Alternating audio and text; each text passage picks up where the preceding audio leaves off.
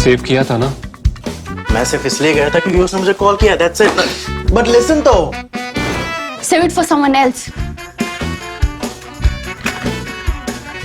जिंदगी में सेव करना जरूरी है, मगर जब बात पैसों की हो सिर्फ सेविंग से काम नहीं चलेगा। इक्विटी म्यूचुअल फंड्स में इन्वेस्ट कीजिए और अपने सेविंग्स को आगे बढ़ने का मौका दीजिए। Mutual fund investments are subject to market risks. Read all scheme related documents carefully. In this edition of Global Print, I'm going to talk to you about Pakistan. Now, Pakistan, as we know, is an intimate neighbor, but at the same time, the government of India has absolutely no formal conversation at all with Pakistan, not at least since 2019 when the Pulwama attacks took place, in retaliation to which the Modi government undertook the Balakot strike. So we know all that. But the reason I'm talking to you about Pakistan is because political developments there must be of interest to people right here in India, to viewers like yourselves, because if you have to understand what the India-Pakistan relationship must be like, what should be done with it, then you have to know what's going on inside Pakistan. And this week on Global Print, I'm going to tell you about the politics and the events that have taken place one after another very quickly in Punjab, which is Pakistan, Punjab, of course, and that the fact that a new chief minister has been sworn in overnight. His name is Hamza Sharif, and he is the son of Shehbaz Sharif, the Prime Minister. Talk about dynasty in South Asian politics. Of course, we are very familiar with that. But I think I'm getting ahead of myself, dear viewers. So let me first appeal to you and ask you to subscribe to The Print. It's very little money, rupees 159 only. All you have to do is to click on the join button, pay the money, and become a subscriber. Needless to add, you get benefits that non-subscribers don't have, and very special privileges, but you'll find that out once you subscribe. So back to explaining to you about what's going on in Punjab, and let me just add a small caveat here. If some of you have read my column, my written column, Global Print, on the Print's website earlier this week, you will have some idea of what I'm talking about, in which I refer to these fast-moving political developments taking place in Punjab. Now, that column was written a few days ago, and that sort of gives a hint of the politics that are at play. So, first things first, Hamza Sharif, the son of Pakistan Prime Minister Shehbaz Sharif, has become the new Chief Minister of Punjab. Now, you might want to ask, so what's so great about that? I mean, why should I care if Hamza Sharif is the new Chief Minister? And I'll tell you why. So, until 24 hours or so ago, Hamza Sharif, and he belongs to the Pakistan Muslim League Nawaz Sharif faction. We know Nawaz Sharif is in exile in London. And Hamza's PMLN party had only 179 votes, while the PTI, which is the Pakistan Tehreek-e-Insaf party that is run by Imran Khan, former Prime Minister Imran Khan, that was supporting this candidate called Parvez Ilahi, and they had 186 votes. Now, you would imagine that the candidate with more votes would have won the election, and that would have meant an upset in the politics of Punjab, meaning that Hamza Sharif would have been defeated on the floor of the House. But that's not what happened. Now, all this, just to give you a very little background quickly, all this is taking place in the wake of by-elections to the Punjab Assembly a week ago, last Sunday, when out of the 20 by-elections, the PTI, which is Imran Khan's party, won 15 of those. Now, that was a huge development in Pakistan politics, because Punjab, which is the state over 100 million, very powerful, that's where a large amount of the revenue that runs the Pakistan economy comes from. A large part of the landed gentry is in Punjab. Punjab is at the heart of Pakistan. So when things happen in Punjab, it shakes up the politics of Pakistan. So there were all kinds of questions. Does this mean, and one last point here, which is that Punjab has for years and years been the stronghold of the Nawaz Sharif party. So here was Imran Khan's party winning 15 out of 20 by-elections. So what happened? Did this mean that Imran Khan is going to be could be the new Prime Minister of Pakistan? Did this mean that Nawaz Sharif, since he's been exiled the last 4 years, that his party was losing power every day and people were getting disaffected by the politics of the PMLN? What did it mean? And, of course, what followed was that Hamza Sharif, who has been the chief minister since April, since Imran Khan was ousted from power. Hamza Sharif, who won the election in Punjab, in the Punjab Assembly at that time. It followed that because Imran Khan's party had won all these seats, it followed that Hamza Sharif's election may be in jeopardy.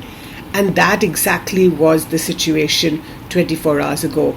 179 seats in favor of Hamza Sharif. So that's 179 MLAs, or as they say in Pakistan, MPAs, the members of the Provincial Assembly, were voting in favor of him, while 186 were voting in favor of Imran Khan's candidate Parvez Ilahi.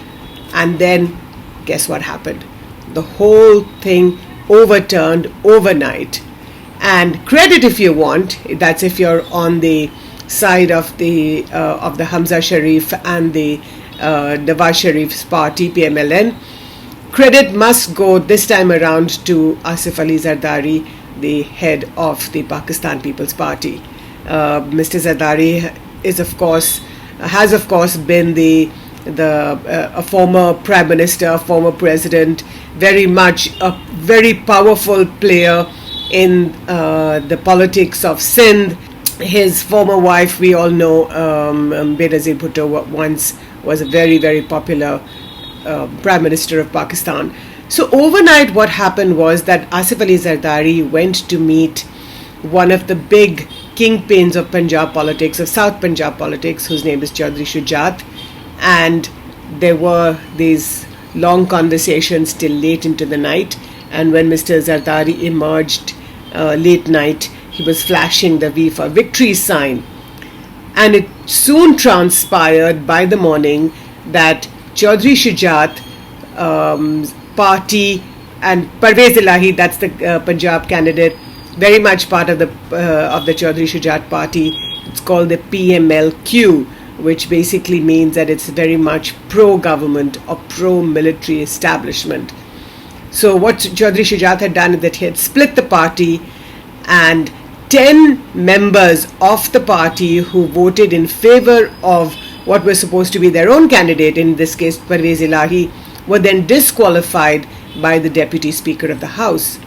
So 186 became 176, which means that Hamza Sharif won by the skin of his teeth, but won. So since he had 3 more seats, 179, he has once again become the Chief Minister of Pakistan, Punjab.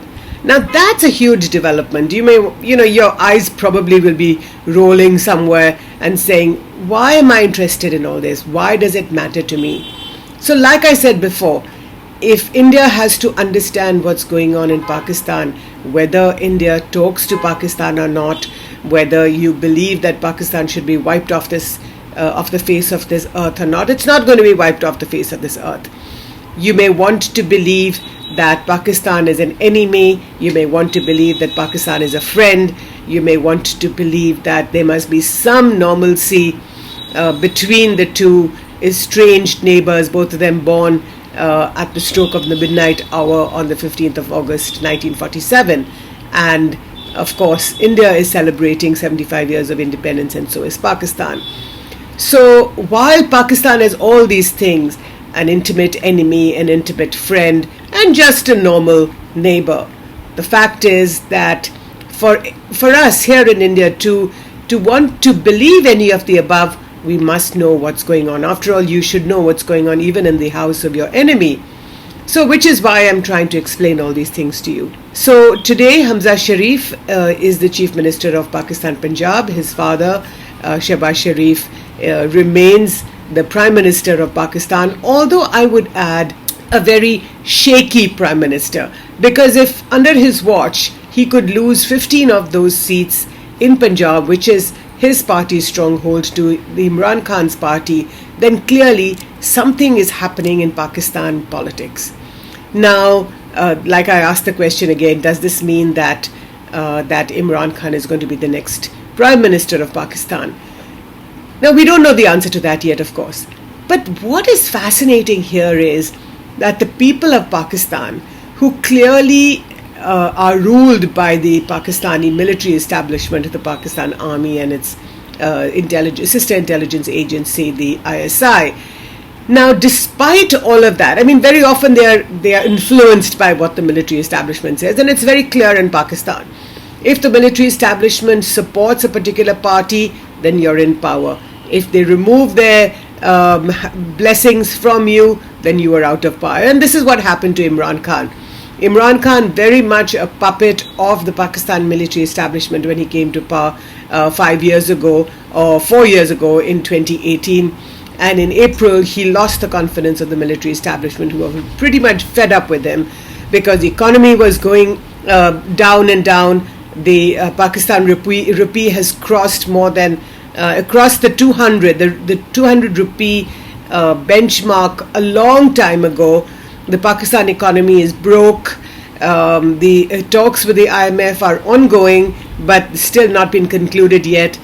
So in April, I think the Pakistan military establishment had sort of had enough and basically pulled its hand of blessing from Imran Khan and said, that politics was sort of, the field was wide open once again, which is how the opposition at the time came together and Shehbaz Sharif became the Prime Minister of Pakistan. Now today, what are the results of the Punjab polls? What is the reincarnation of Hamza Sharif in Pakistan, Punjab, in Lahore, which is the capital of Pakistan, Punjab, and a beautiful, beautiful city? What does that mean for Pakistan politics, and what does that mean for India? Now, let us say that this very shaky, very uncertain, very fragile political situation, it's quite clear, cannot last for very long. Neither can it last in Pakistan, in the Punjab province, nor can it last in all of Pakistan. So it seems more or less that elections will be held ahead of schedule. They were supposed to be held next summer, which is the summer of 2023, but it seems like they could be held much earlier. And now the question is, nobody of course knows when and if. All those are big questions. The military establishment, like I said, very powerful.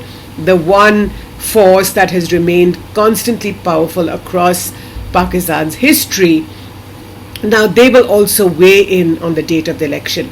And one of the reasons why this is also important for the military establishment is because around November is the time when General Qamar Javed Bajwa, who is the Pakistan Army's chief, he retires or gets an extension.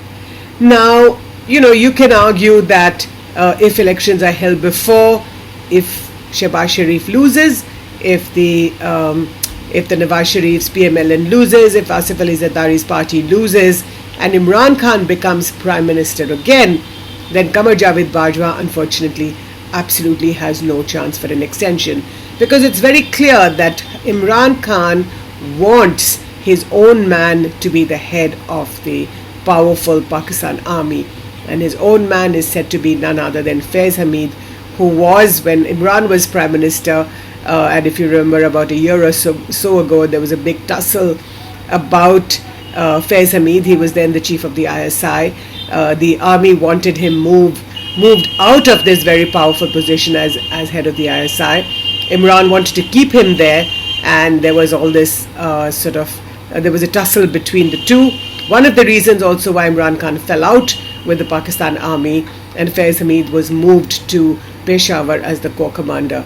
So now let me lay all the cards on the table. Are there going to be elections in Pakistan before November, before the army chief supposedly gets either an extension or he retires?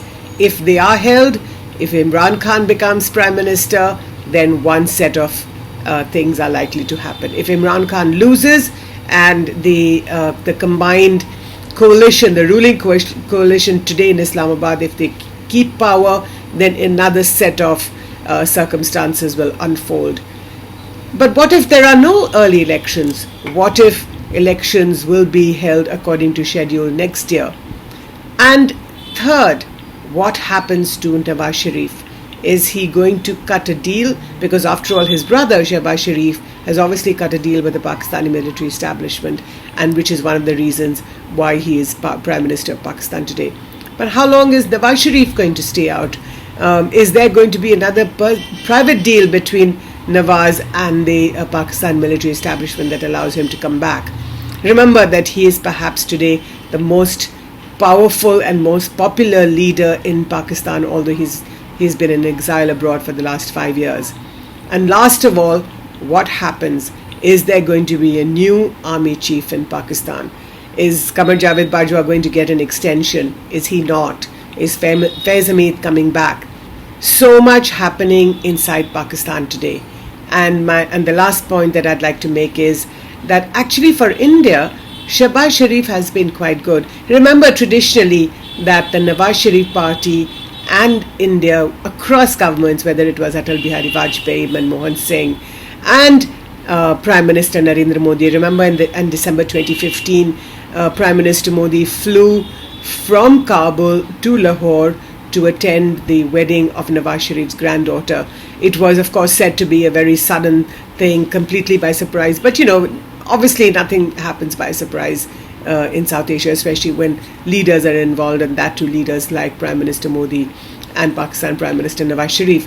So the question is, what does India think about it? Now, India, of course, not saying very much. This is another country.